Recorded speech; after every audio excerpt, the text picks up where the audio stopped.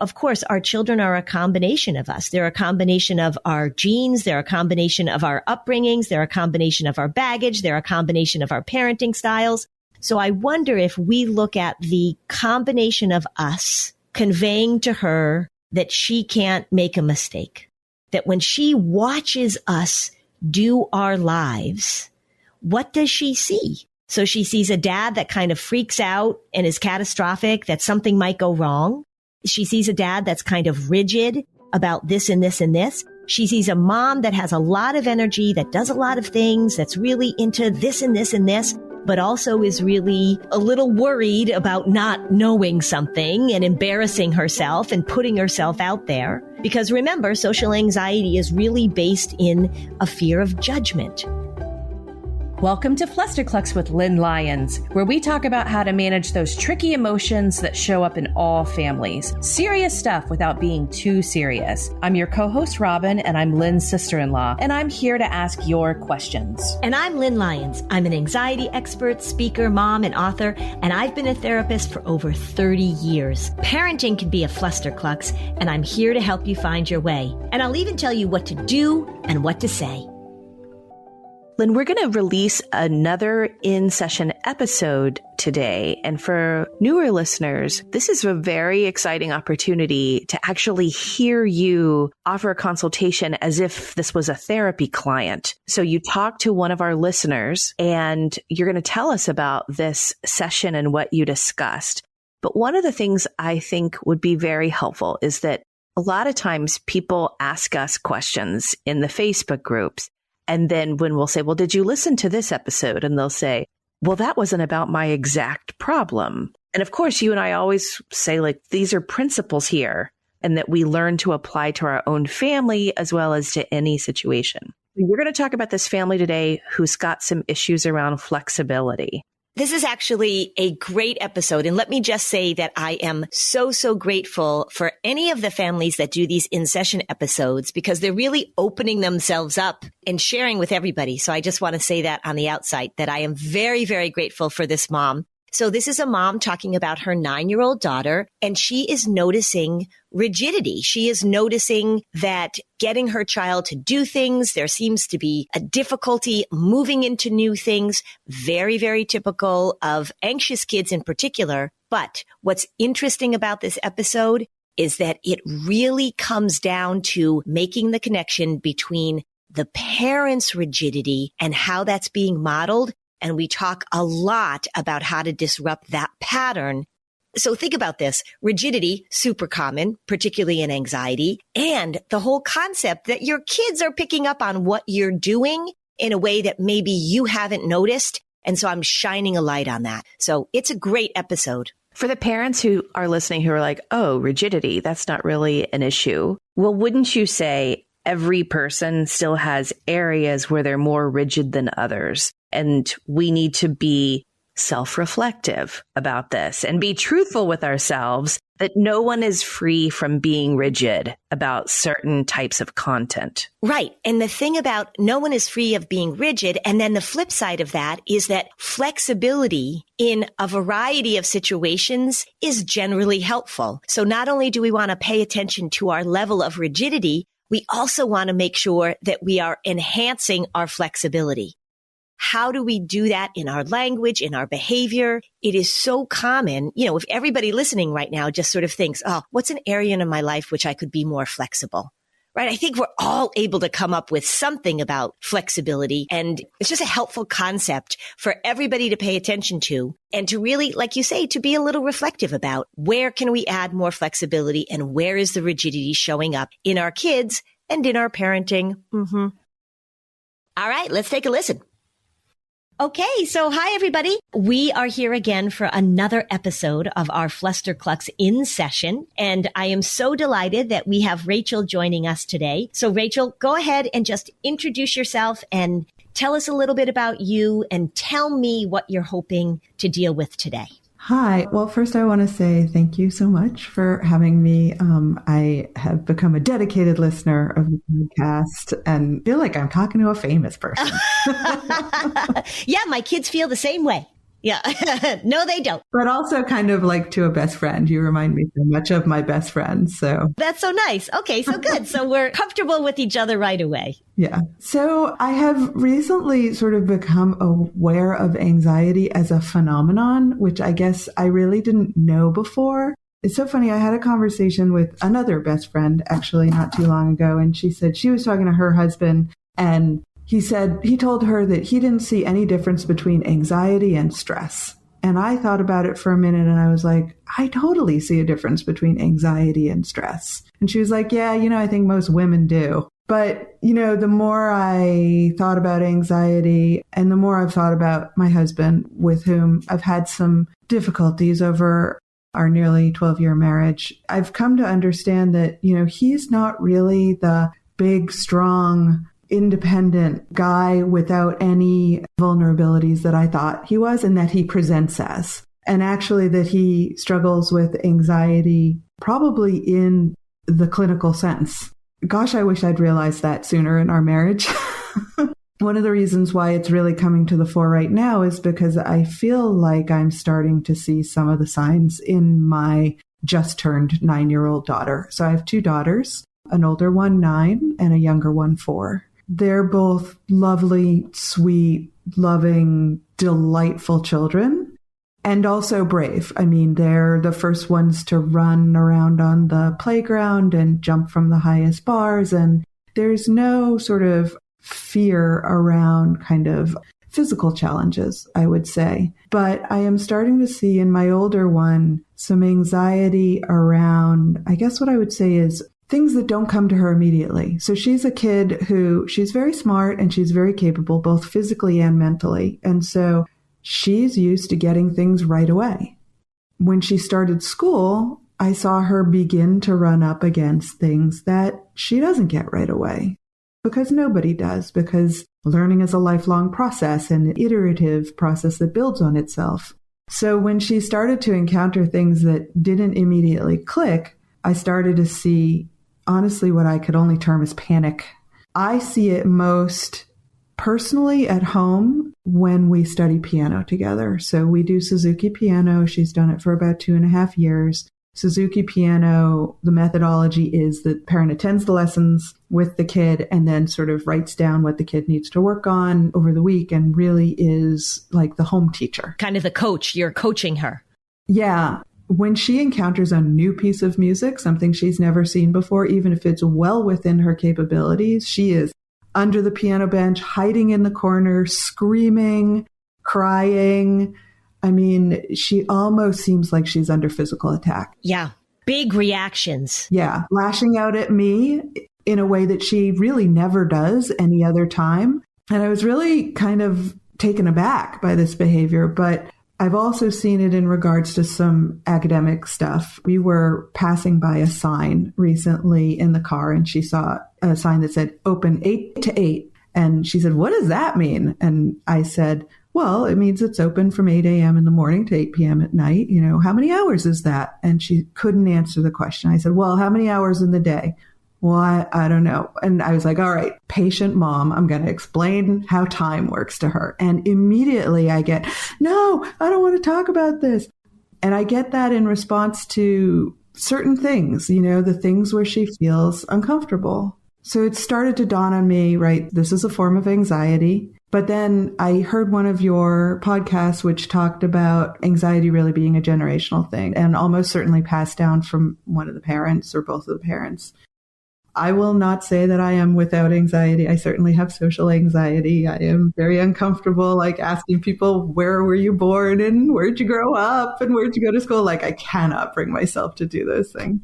I think the difference between my husband and I is when we go to park, right? If he's driving, he'll go to like the general vicinity where he needs to be and he'll park immediately because there's probably not going to be parking immediately near whereas I go all the way to the place and then I start to circle out because I just always assume like things are going to go fine, right? I'm a generally lucky person. Things are generally going to go fine. Whereas I think his outlook on the world is things are almost certainly going to be terrible.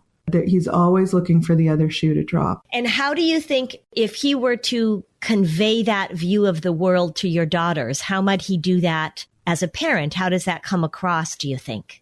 I do think that he's fearful about their physical safety a lot of times, for sure, which is funny because he and I are both sort of big, strong people. We met doing, a physical sport together. So in a lot of ways, our girls are very intrepid on the playground, and I'm always very proud, like they're the ones willing to go across the monkey bars, whereas the other kids are all scared. But like I noticed even when I was pregnant, like he was really scared. Maybe they'll have a genetic disease. Maybe there'll be a miscarriage. Maybe this, maybe that. And I'm like, well, I'm the one who's pregnant. Why are you worrying about all these things? Thinking in retrospect, I'm now realizing like that was him over predicting, as you say, right? Like overestimating the problem and underestimating his ability to deal with it. Exactly. Yeah. Yeah. Another example is like this morning getting in the car in the garage. I drive the girls to school in the morning. And for whatever reason, the older one, she started to get into the car in the garage and then decided against it. It's very close quarters, but she left the door open and she left the garage. And then she realized she'd left the door open. She was starting to come back in. And my husband at this point comes out the front door. So he's out next to the driveway. He's like, oh, don't go in you're going to get run over by the car. And it's like, she's just going to close the door. And then he saw the door was open. He was like, oh, don't back up the car. You're going to break the car. Yeah. He's very reactive like very fearfully reactive. Yeah.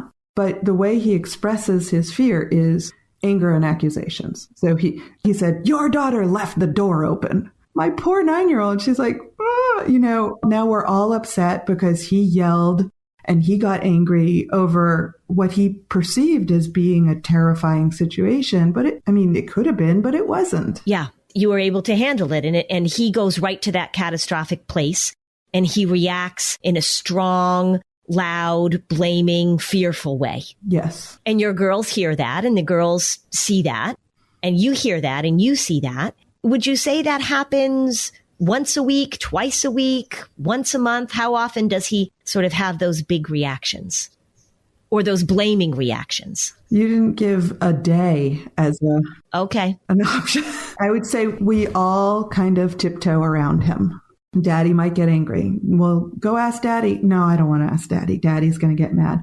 Well, Daddy can drive you to school today. I don't want Daddy to drive me to school today. Daddy swears when he misses the turn and he gets really angry. Mm-hmm. So they're seeing somebody who has a really difficult time with their own emotional management. They're seeing somebody, would you describe him as rigid? Short answer, yes. I often get the complaint from him like, I thought we had a plan and then you went and changed it. We didn't do what we were going to do. And I'm like, well, hon, things change over the course of the day. Like, this is normal. This is how people interact with each other. Oh, you go to the market, not me, on the fly. He'll complain like, oh, it changed. But then he'll change things because it is normal. It is normal for things to change on the fly. Yeah. Would you describe him as perfectionistic with himself or with other things? Do things need to be a certain way? How does he handle his own mistakes? It's funny. On the one hand, I describe him as lazy and sloppy. But on the other hand, when he decides to undertake a task,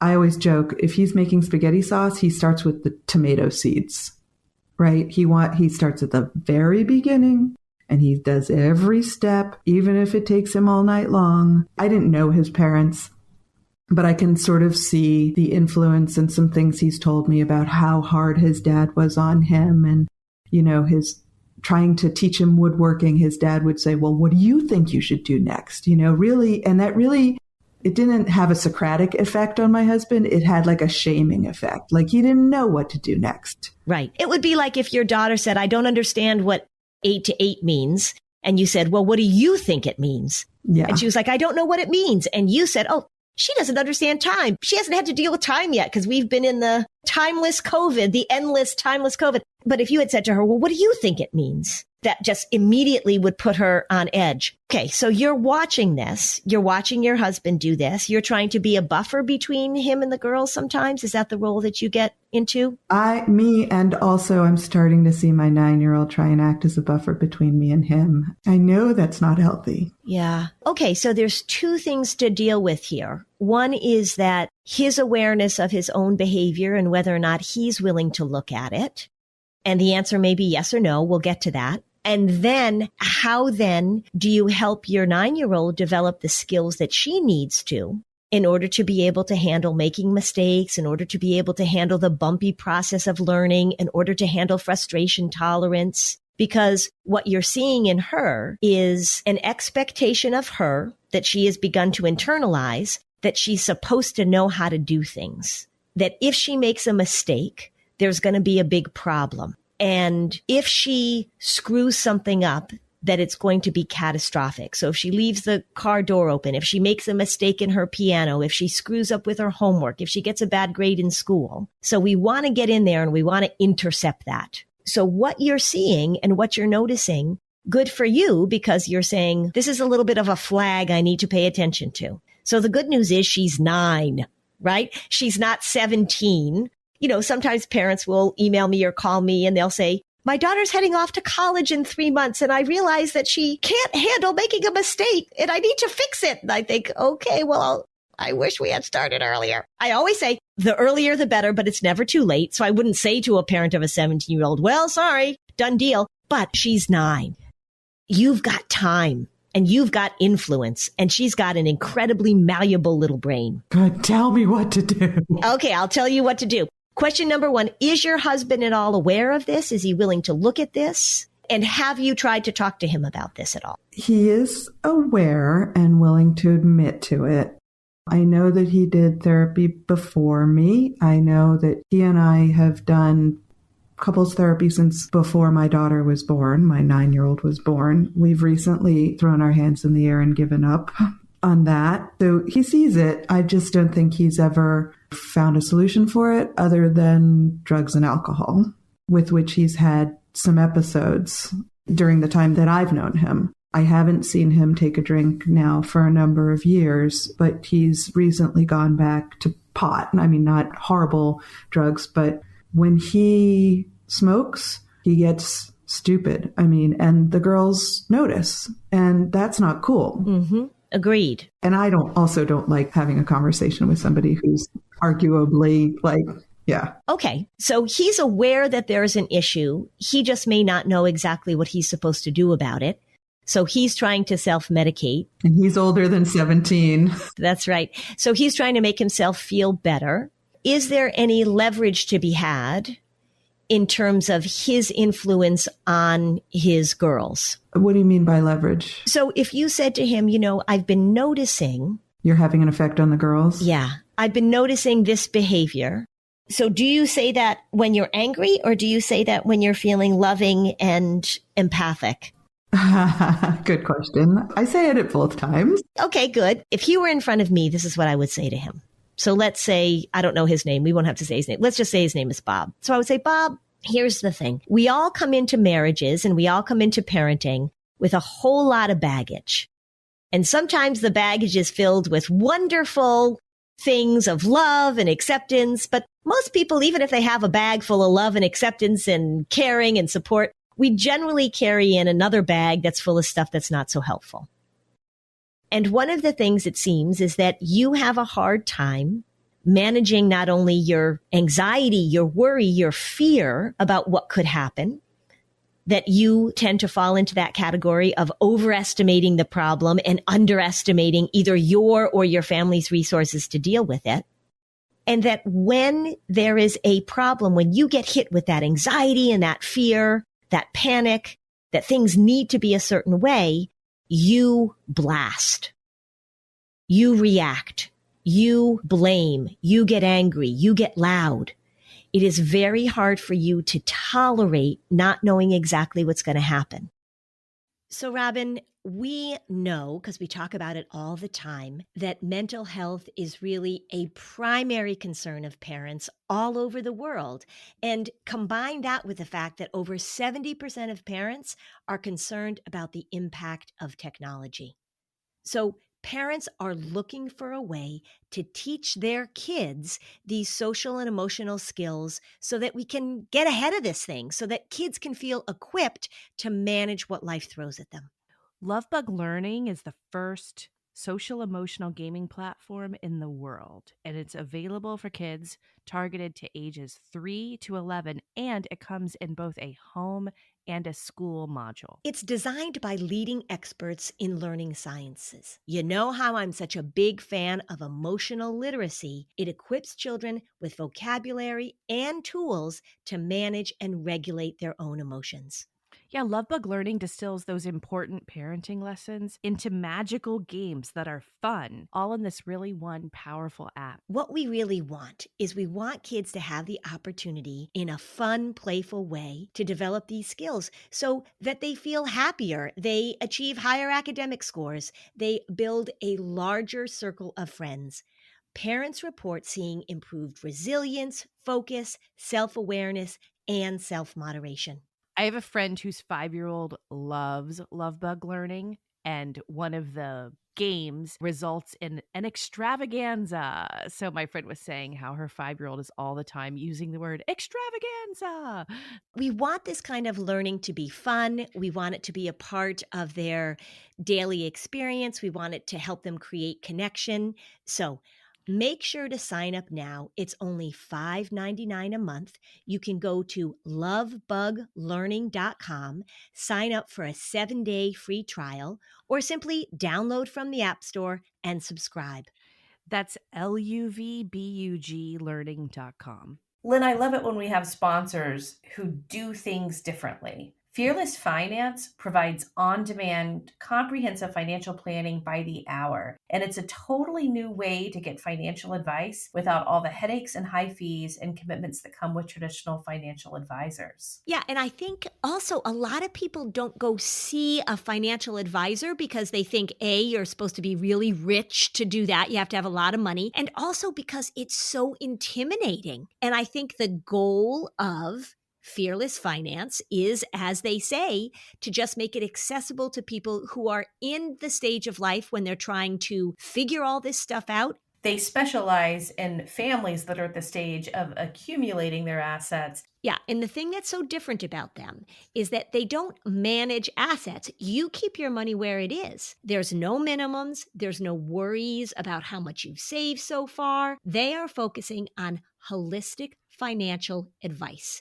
That's right. They're not making commissions on anything. But this is a women-owned business. All your financial meetings are virtual. It removes the intimidation factor. You don't have to commit to some long-term thing. You can give it a try. They charge by the hour. The smallest amount of time they charge is 15 minutes. So visit fearlessfinance.com today to get started, and you can chat with a planner for free to make sure it's a good fit. And you'll get $50 off your first planning meeting when you use the code FLUSTER. Yeah, so go visit fearlessfinance.com and use the code FLUSTER to get $50 off your first planning meeting.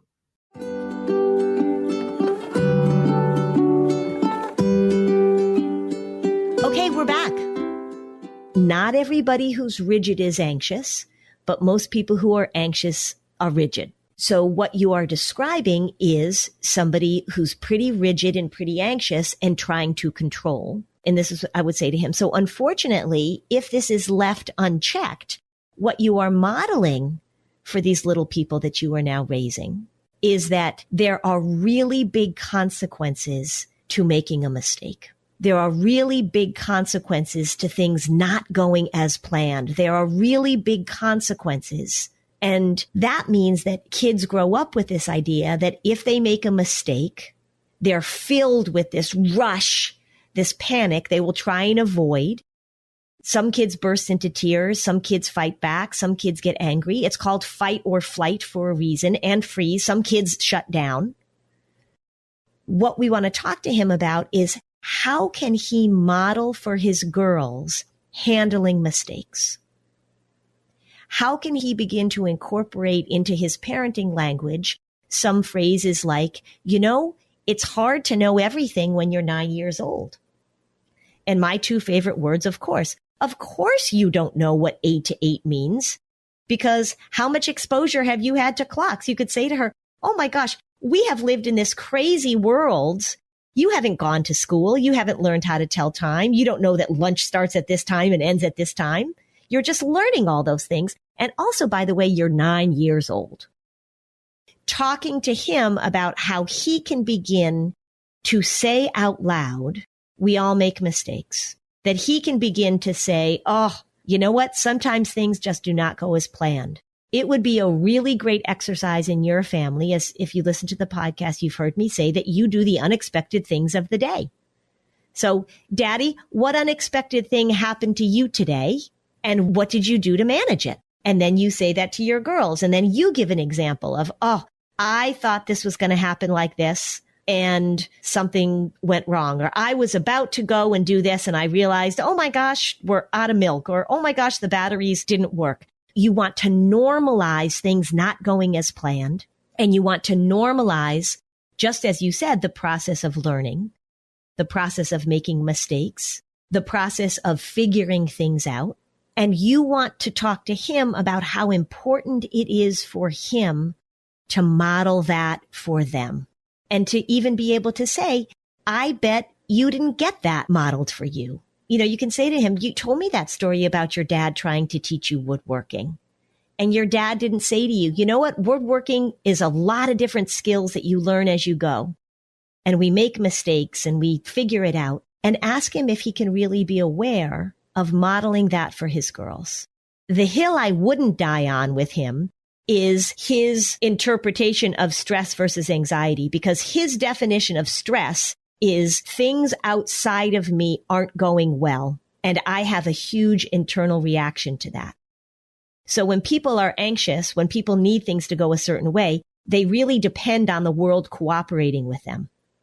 And so it feels very stressful when the world doesn't. So that's just semantics. That doesn't matter to me too much. Yeah. Because this is an internal reaction that he's having to the world not cooperating, or you not cooperating, or the driver next to him not cooperating. Yeah. He definitely has issues with me not cooperating. Mm-hmm. I'm a pretty dynamic person, and I'm always doing a lot of stuff and setting up a lot of stuff for the girls and for the family. And I don't sit down very often. He's told me he finds that very stressful.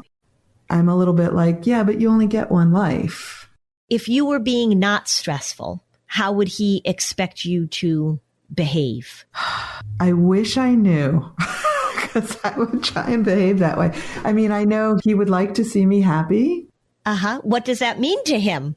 Interesting to me. You're saying you guys went to couples therapy for over and over. Like, these questions never came up, right? No, they definitely. I mean, I begged, like, what do you want me to do? Yeah. Oh, okay. Mostly he wants me to stop bugging him, you know? He wants me to stop asking him to squeeze out the sponge, and stop asking him to clean up after himself, and stop asking for this and this and this and this, and stop being so demanding. Okay. So he thinks you're controlling and demanding. Yeah. Okay. He's not entirely wrong. Okay. Like when I say I'm a high, whatever it was I said, a high impulse person or whatever, I do. I'm involved with a lot of stuff.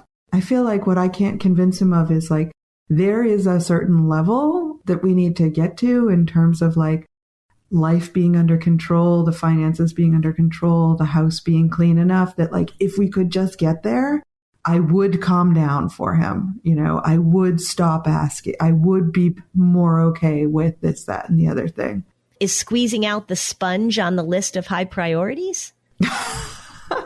Well, it's one I gave up on years and years ago. At the same time, like, it's 2 calories. Why not just squeeze out the sponge? If you live with somebody who has asked you to. Well, he could say the same about you. He could. And when he asked me to try and change things, I do try and change them. I mean, if he had a squeeze out the sponge equivalent, I certainly would. I'm not without blame. Yeah, well, nobody's ever without complete blame, right? Are you perfectionistic in the way things should be done? Is there any additional modeling that you're doing for your 9-year-old that things need to be done a certain way?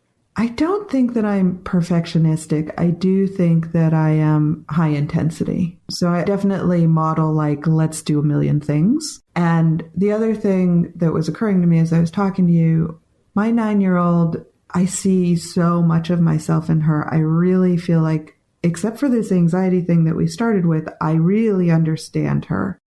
And when she gets panicked about making a mistake, I do understand how she feels, Because I feel the same way. I don't want anybody to think I don't know something, right? That's why I don't want to ask somebody, where did you grow up and where did you go to school? Because then they'll know that I don't already know that, except that that's crazy. Why would I know that, right? And I also, intellectually, I know people want to talk about themselves. The best way to seem friendly to somebody is to ask them about themselves. And yet somehow I have so much trouble. This is my social anxiety. I have so much trouble kind of revealing not knowing something. So she's probably internalized that somehow. I mean, I certainly haven't come out and said, never let them know that there's something you don't know.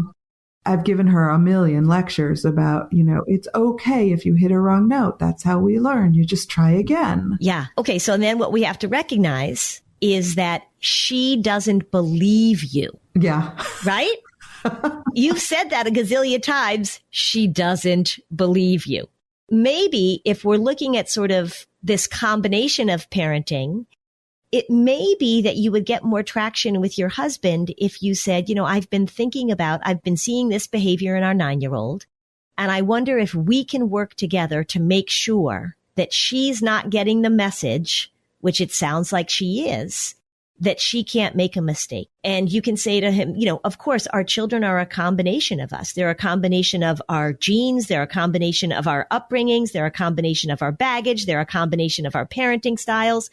So I wonder if we look at the combination of us conveying to her that she can't make a mistake, that when she watches us do our lives, what does she see? So she sees a dad that kind of freaks out and is catastrophic, that something might go wrong.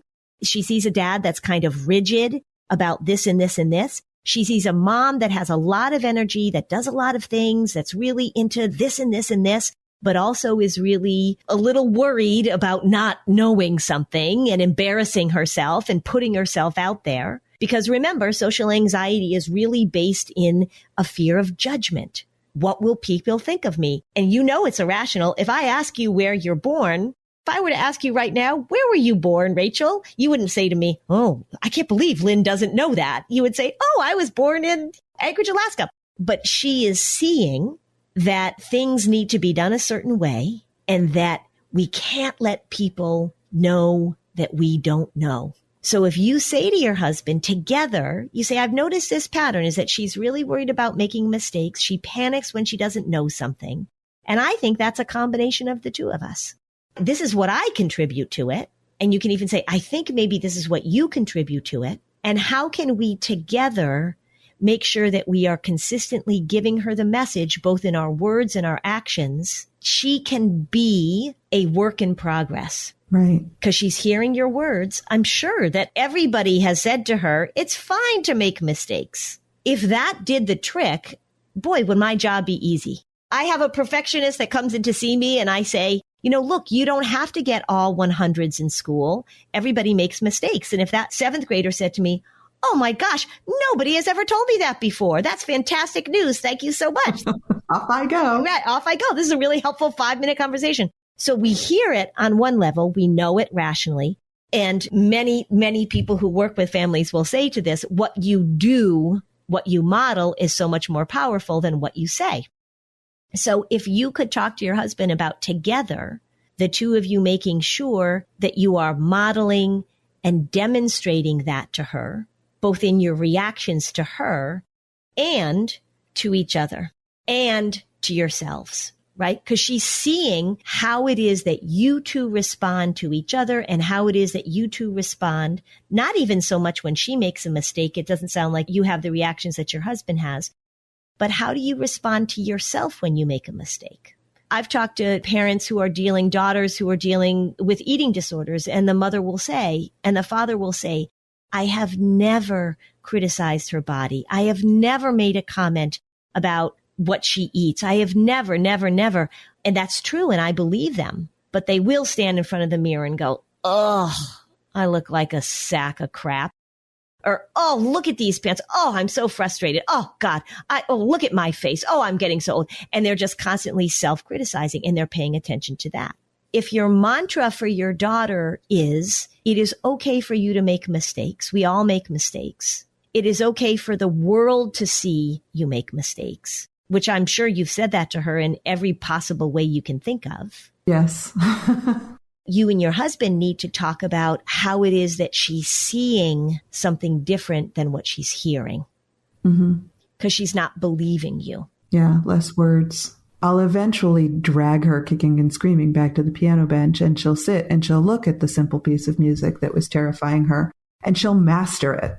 And then we get to the end and I say, do you remember how terrified you were of this? Do you see all you have to do is work through it? You know, I was reading your book and it talks about anxiety gives you amnesia, right? And she's like, nope, I don't remember. I don't remember freaking out. And I'm like, I am going to videotape you the next time. She will say, I don't remember freaking out? Yeah, she'll say it. I don't know if she's telling the truth, but that she absolutely will say that.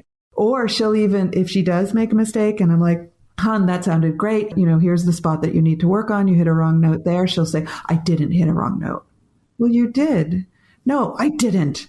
It was right. Okay. That is, I cannot be at fault, right? It's very hard for her to own her mistakes, very much like it might be for her dad to own his mistakes. Yeah. Right? One of the things you could do with her, and you can do this with both of your girls, is to make it kind of a game of keeping track of mistakes, that it's kind of a silly thing that you do.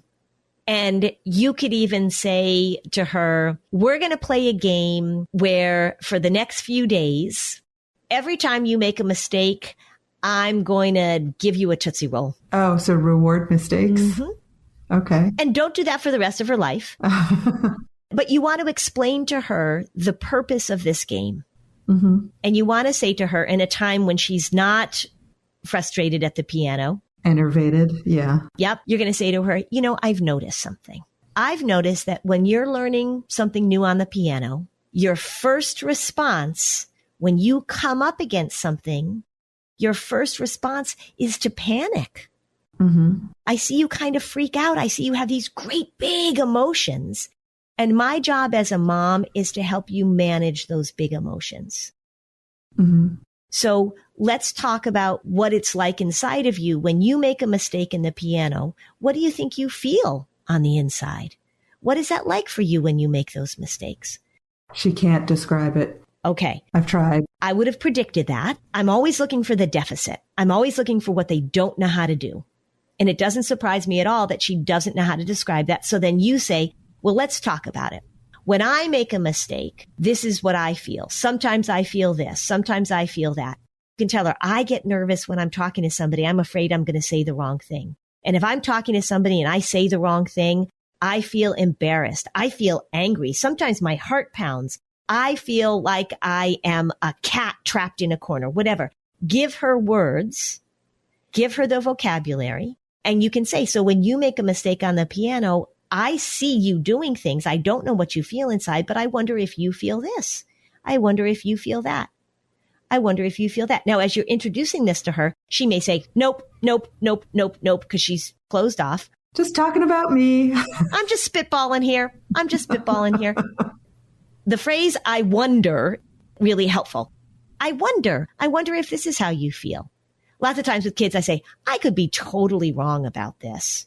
And then sometimes I say, I don't think I'm totally wrong, but it looks like, or it sounds like. So start to equip her with some of that emotional vocabulary so she can begin to make a connection between the way she's feeling and what she's doing. Yeah, that makes a lot of sense. So she can begin to understand that. And then say to her, I've noticed that you have a hard time when you think you're going to make a mistake, even before you make a mistake. Right. Your worry pops up and says, you might make a mistake. Even before you make a mistake, you feel like that. So let's play a game. And it's going to sound like a silly game. It's going to sound like a crazy game. Is that when we're practicing piano, every time you make a mistake, I'm going to just keep track of it. You get a mini marshmallow. Right. Whatever it is. You don't want to sort of feed her like a seal. At the end of your piano lesson, you can say, oh my gosh, fantastic. You made 7 mistakes. That's a super idea. Yeah. Isn't that fantastic? So we're just playing with this idea, but explain to her that making mistakes doesn't feel good. It doesn't, but we've got to find a way to tolerate them. And you say to her, the last thing I would want for you, because you are such an amazing little person, is for you to be so afraid of making a mistake that you can't handle making a mistake. Yeah. So there's being afraid of making a mistake. There's being able to handle making mistakes. Not many people actually like making a mistake, and that's perfectly fine. And say to her, I don't like making a mistake. Daddy doesn't like making a mistake. But I want you to be in that place where you can handle making a mistake. Right. So, Robin, I was just at the gym the other day, and I was talking to my friends who I work out with about hydration, how we really need to up our game. And you know what? We have come across Liquid IV. And the thing that grabbed me when I first saw this product is that it calls itself a hydration multiplier. And I thought, well, that's exactly what I need. It really was a product that I was missing in my daily routine. That's right. Make your glass of water work harder. That's right. That's right. I always want to figure out how can I get the hydration that I need? And I'll tell you, I'm not just a big fan of drinking water.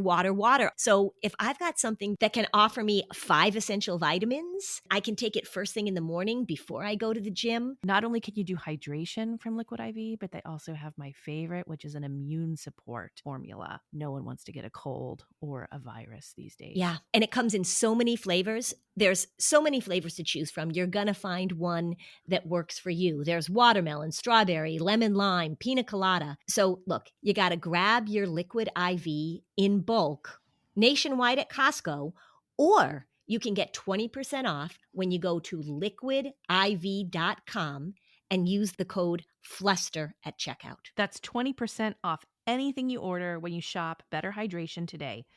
Use the code FLUSTER at liquidiv.com. So, Robin, a lot of people haven't really thought about this, but why do we have laundry detergent in big plastic jugs that are 90% water?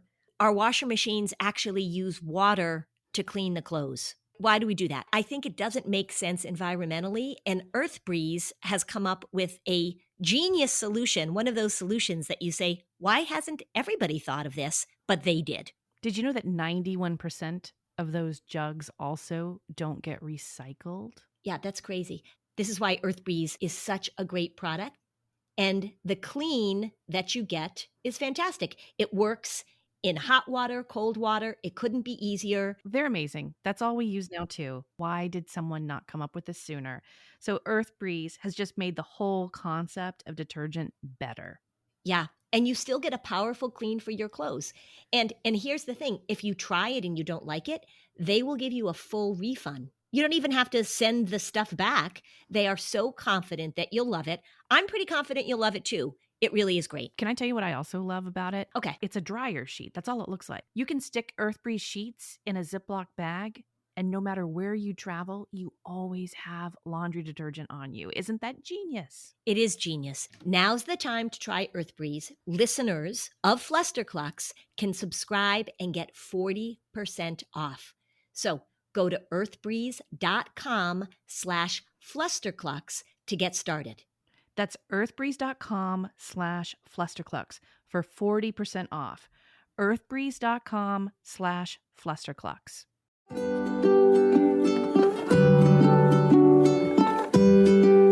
Okay, so now back to the show. Next step, like getting advice on the mistake, right? Because, I mean, I'm talking later today to her school about a 504 plan. Now, I don't think that this kid has learning disabilities at all, but this fear is starting to get in the way of her learning. And I got the strangest sort of letter as part of her last review from her 3rd grade teacher, which was written from the teacher to the student saying, so often I tell you how to do something, like how to get to the end of a math problem, and you refuse to take my advice and you insist on doing it your way. Don't you see that your way doesn't work? Now maybe you'll start trying to take my advice and do it my way. I mean, it was such a crazy letter.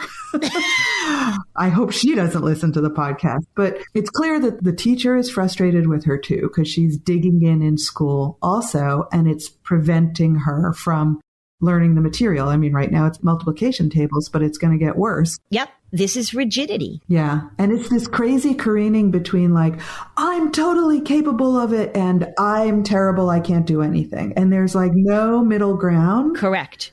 I would draw for her 3 boxes. Totally capable girl. She can do everything. She's going to do it perfectly. Disaster girl. She can't do anything. She's awful.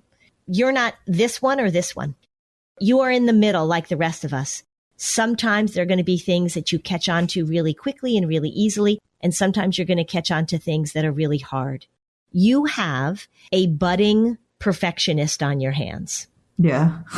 And you're absolutely right to pay attention to this. Now, what I would be very interested in is what are they going to put in place in a 504? Because remember, a 504 is about accommodations. She doesn't need an accommodation. She needs skill building. Right. Exactly. So when you have a conversation, if I were talking to this 3rd grade teacher, I would say, here's what we have. We have a little girl who is very rigid, who gets panicked and shuts down when she either does make a mistake or she anticipates making a mistake. The belief that she is carrying around inside her is that she either should know everything, and if she doesn't, she's a total disaster, and it's having her careen emotionally. We need to help her develop the ability to tolerate making a mistake. We need to talk about that. We need to normalize that. So she says 7 times 8, and she says 54. And the teacher says, nope, that's not the right answer. Think of it again, or let's do it this way, right? Boom, off she goes to the races. I want your little girl to recognize the process of how this happens. And that when this part of her shows up, we're going to pull the worry out. We're going to give it a name. We're going to call it Sally Strict, Polly Perfect, Bossy Barbara, whatever, and have her begin to recognize that that part of her shows up. It doesn't have to do anything with the answer to 7 times 8. And the teacher has to talk to her about process, not content. This is what your brain and your body do when you begin to feel afraid, when you begin to feel angry, when you begin to feel worried that you're going to make a mistake or that you don't know something. Yeah. Again, I totally relate to that. You know, if I'm having a conversation with somebody who I think respects me and thinks I'm intelligent, I'm very fluent, very poised, very, intelligent sounding. If I feel like I'm talking to somebody who is the opposite of that, I get so distracted by that, I can't even put 2 sentences together. Right. So really helping her understand the process of how this works. Step by step. I draw a lot of boxes. Step 1, you can use piano as an example. You can use her times tables as an example. Step 1 is that there's something you are not sure that you know. Step 2, your worry begins to say, oh no, oh no, oh no, this is a disaster. Step 3, we have to step back and recognize this is the part of you that does this.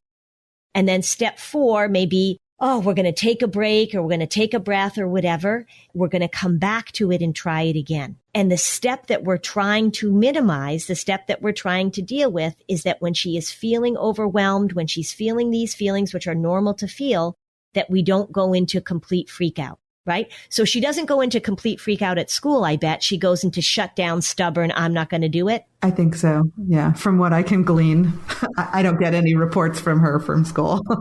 So at home, she might scream and yell and run and hide in the corner. At school, she just, she shuts down. She digs in. This is a flexibility issue. This is an emotional management issue. And this is her learning how she works. And it's not about math and it's not about piano.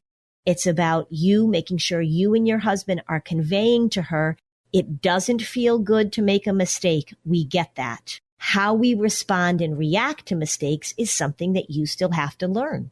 She's learning piano, she's learning math, she's learning this, she's learning that. But the skill you want to teach is how does she manage inside? What are the words that she needs? What are the responses that she needs? So that when she makes a mistake or when she doesn't know something, she has something to say like, this is really hard for me. I don't know what to do. I feel really bad right now, Mommy. I feel really angry right now, Mommy, because I don't know this and I need some help. You want to give her that language, but I would be really careful of putting in a 504 plan that does not teach that skill. Yeah, I'm pretty nervous about it because I don't think that what they need to do is like take her out of the classroom. I don't think that they need to slow down the exam for her. All those things that I've heard that 504s do, right? That's not what it's about. Extra time to create her assignment that we're going to give, right? All of these avoidance things. That's not addressing the issue. We can go into this conversation and say, here's the skill that I want her to develop. These are some of the things that I'm going to work on at home. And I wonder if we can also prompt her and help her to use these skills in school. And it's not going to be an overnight fix, but we're not going to help her avoid. We're going to help her develop this ability to tolerate when it feels badly. So what might that look like, right? Because I have basically said that to them. I've said, look, it doesn't matter what the topic is. She needs tools, and the tool she needs is the ability to have the stamina and the bravery to work through the inevitable mistakes that are inherent in learning something. So I just wouldn't use the words stamina and bravery, right? What she needs is the ability to tolerate that it doesn't feel good when you make a mistake. And she needs the vocabulary to talk about that. This is why pulling out that worry is so helpful, because we want her to observe this pattern in her. It's the ability to tolerate that it doesn't feel good when you make a mistake. And then what do you do next? Right? Because right now, when she makes a mistake, she shuts down, she goes into fight or flight, she backs out, she gets more rigid. So we want to talk to her about how she needs to be flexible. We want to talk to her about how she needs to be able to feel the yuckiness of making a mistake, but that's okay, that we're going to expect yuckiness to show up. And it may be, one of the things is that she comes up with her teacher, or she comes up with you with several phrases that she says to herself when she's in that situation. And the phrases are all along the lines of, I know this is how I feel when I make a mistake. I don't like how this feels, but I'm learning to handle it. I have a part of me that gets very powerful when I feel embarrassed. And so give her that language, and maybe you write that down on an index card. And when she comes up against this perfectionistic drive, and that the teacher knows it too, so that they have a little bit of communication. Mm-hmm. That makes sense. It's interesting because, again, there are things that she learns very easily, and those things don't scare her. So the example I'm trying to talk about is she started ice skating this year, and they just had the spring ice skating show. She begged to do a solo. She went out there because she loves to perform, actually. And she's also very galvanized by competition. She wants to be the best. Okay. That's perfectionism. Be careful about that. Yeah. But it didn't upset her. A whole stadium full of strangers. She even forgot parts of her routine, ad-libbed it, and it came out great. And I said, honey, why are you fine with that? And then at the piano, you get scared. And she said, I don't know. Okay, we're going to get rid of why questions. So what you want to say is, it was so interesting to me how, so start that same thing with how, not why. How do you think you handled when you were doing your ice skating and you missed that little part and you ad-libbed and it came out great? How did you do that on the inside? And how does that feel different than when you're playing the piano, you make a mistake and then you get so upset? So that's so interesting to me. I wonder how you did that. That part of you shows up sometimes and it doesn't show up other times. That's so interesting to me. How do you think you did that? Yeah. Where was Barbara that day? Where was Barbara that day? And did Barbara show up and you said, oh, Barbara, please, I'm ice skating? Uh-huh. So a lot of times when we're looking at the content where something shows up and then the content where it doesn't show up, we try and make it rational. Somebody has social anxiety. They'll say, I can't call and order pizza on the phone, but I can stand up and sing a solo at church in front of 500 people. And parents will say, well, that makes no sense. I go, yeah, because this thing makes no sense. It's not rational. Talk to her. How?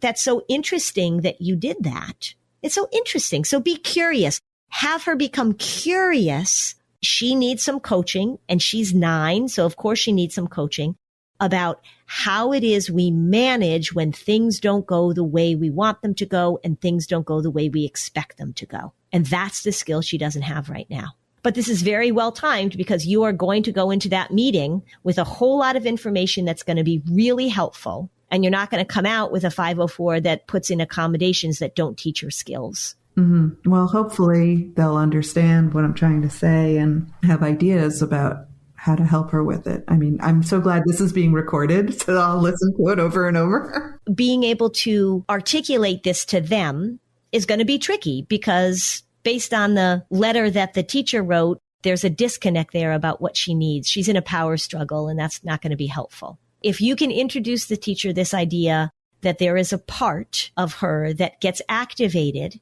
and it is perfectionistic, it's rigid, it's not rational, it's incapable of learning in that moment. And we want to talk to her, not when she's in that moment, but talk to her about how she's going to handle herself when that part shows up. What are the words that the teacher can use to remind her that this part has shown up? So it's okay. We're just going to take a little step back and see if we can get her back on track. You know, I love your introduction because you say, and I'll even give you the words. Okay, so if you listen back to this, those words, this feels difficult for you right now. This part of you that they've named whatever. So say she names it Bossy Barbara, they can call it BB, right? For short, nobody has to know. This part of you has shown up right now. I can see what's going on inside of you. And so we're going to take a little step back because right now there is a part of you that is saying you can't make a mistake, or you have to know how to do this, or this is very embarrassing. There's that part of you. And so right now we're going to recognize that part of you. And what should we say back to that part? What should we say back to that part? And she's going to need a lot of coaching in this, and she's going to need a lot of role modeling from you and from her dad so that she believes you. When you are doing piano and when she makes a mistake and she freaks out and runs away, I would want you to say, so it looks right now, you're going to make these boxes with her. It looks like right now we've stepped into box 3, haven't we? So let's take a break. When you're ready to go to the next step, when I can help you, you let me know. As I say to parents all the time, talk 85% less. When she is in that state, shut up. She's not hearing you anyway. If the answer is never, I never wanted to study piano anyway, I want to quit. You say, all right, I'm just going to take a break. You let me know. And then you walk away and you let her come back to you. Mm-hmm. If you're begging and pleading and saying, you need to practice this and this is what we need to do, but in the moment, all of that needs to stop. When she freaks out, you detach. Not in an abandoned way, not in a, oh, I'm done with you way. But when she freaks out, you step back. I can see you're having a rough time now. Bossy Barbara is in the room. Hello, Bossy Barbara, right? We're going to work through this together. We're going to just take a break. And then you disengage and let her, give her some space to work this through. And the next day when I say, okay, it's time for piano, and she says, I don't want to. And I say, well, you have to. Is she going to say, I don't want to? Yeah. Looking back to the beginning of the conversation, right? Learning piano or any new musical instrument is hard. It's really boring. It's a lot of repetition at the beginning. How do you get her to do it? I cajole, I threaten. I never yell, but I threaten to take away other things like gymnastics or ballet or other things that she wants, or that play date this afternoon or whatever. And I'm starting to see glimmerings of, oh, actually she does. She is starting to appreciate that she can play piano. She is starting to appreciate music. She is starting to be happy about it. But I think if I let up the pressure, yeah, she'd definitely drop it. So she does gymnastics and ballet also? Well, I just stopped the gymnastics because she was completely overscheduled. What happened was, COVID started to end, and I said that, okay, anything that you can go in person to, fine, do it. No more punishment if she doesn't practice her piano. No more threatening. No more taking things away. You're sitting here telling me you've got a rigid, budging perfectionist on her hand, a mom who's sitting at the piano with her, teaching her piano. She's freaking out. What's the skill that you want to teach her? So I think that studying a musical instrument, first of all, gives it appreciation. I'm going to cut you off. What's the skill you want to teach her? Learning hard things. Okay. So that's a really, really valuable skill. You also want her to appreciate music. You want to appreciate how this goes, right? I would have a conversation with her about how taking piano and learning piano is one of the ways in which we learn hard things. And right now it's become a battle between you and her. And that's not what you want to teach her. So I would say to her, if you really don't want to learn piano right now, let's take 2 months off. You think about it, and then we can go back to it. So do you think 9 is old enough to make that decision? I think if you have a 9-year-old that's screaming during piano lessons, if you have a mom that's threatening during piano lessons, if you have a dad that is freaking out when somebody in the family makes a mistake, then you gotta shift some things, right? So you can say to her, we're going to keep playing piano, but we're going to do it differently. We're going to practice such and so many times a day, or whatever the routine is. This is what our instructor has told us. And let's figure out how to make that happen. But you've got a bigger problem on your hand than whether or not she learns how to play the piano. Yeah, piano is just where I see it. So use that as a way to teach her this skill, but you don't teach her the skill by threatening and by punishing. Kids don't learn important emotional management skills through punishment. It just doesn't work. Reward, though? Yeah, reward. Sure, yeah. I loved the part in your book where you said, so let's talk about bribery. Yeah, that's right. If you're going to pay attention to the mistakes she makes and she gets a little marshmallow for every mistake, you've got to make this more playful and fun. Yeah. Because she's 9 years old. These activities are supposed to be fun. You want her to experience joy. And if you're sitting down to play the piano and this is emotionally where it goes for the both of you, it's not the point of learning how to play the piano. At some point, I do hope it clicks over to, I appreciate my ability to do this. And for some kids it does, and for some kids it doesn't, right? Yeah. So you can say to her, we're going to keep learning the piano until such and such a time. And let's work on having this be a nice, enjoyable experience for us. Because right now, it is a consistent battle between her and you. I don't know how dad gets involved in it. Nobody's learning anything emotionally. The lesson that you want her to learn is that you can tolerate making mistakes. So think about how you're going to teach her that. Taking things away and threatening to take away the things that she enjoys doing so she can do the things she hates doing right now is just not the plan that you want to continue. Yeah, no, that makes sense. It always occurs to me, I need to think of more rewards. And it's not that we don't do rewards, but... Yeah, and you tell kids why you're rewarding them. You tell them why. Because it helps when you're learning a new skill. If you have something to look forward to, if you have something that makes it playful, if you have something that makes it silly, right? You talk about that. Yeah. All right. So you've got a lot to think about and a lot to practice. You're on the right track. As I said at the beginning, noticing this and being aware of this, you should, because this is something you want to get on. And she's 9. And when you go into the school, do not let them put a plan in place that helps her avoid. Right. You're going to have to be the advocate for them helping her develop this skill, because the teacher's in a power struggle with her too. See, you're not doing it my way. If you did it my way, it would work out better, wouldn't it? That's not what this is about. This is about her budding perfectionism and her rigidity, and how do we help her understand what's going on inside of her. You're so effective and helpful. Well, you've got a lot to work on. Take it a step at a time. Thank you so much for joining me. Thank you so much. Okay, everybody. So that conversation was chock full of important things for all of us to remember about flexibility. I'm just going to reiterate a few things, just either because you need to hear them again, or if you're a newer listener, maybe you haven't heard them much at all, but things to do to promote flexibility just a little reminder, you can have that wall of flexibility in your house. You can pick a door, you can pick a piece of wall, get a whole bunch of colorful sticky notes, and every time your family handles something flexibly, you just write a few words about it and put it up on that wall of flexibility. I also, just as a reminder, I love the metaphor of being uncooked spaghetti. So go ahead in your pantry, get out some spaghetti, uncooked, hand it to your child and say, let's try and make this spaghetti into a circle. And there you have a very visual representation of what happens when you're too rigid. Not only are you fragile, but it's impossible to move around in the world in a way that you want to. So those are things that for younger kids, for older kids, just remember that you are constantly letting them know that you are working on your flexibility as well. So it's okay if you are rigid about something and you feel like you shouldn't have been rigid about it. Maybe you overreacted. It is really okay for you to say loud and clear, oh, sometimes I just get stuck. Sometimes I just get rigid. Here's another way we can look at this.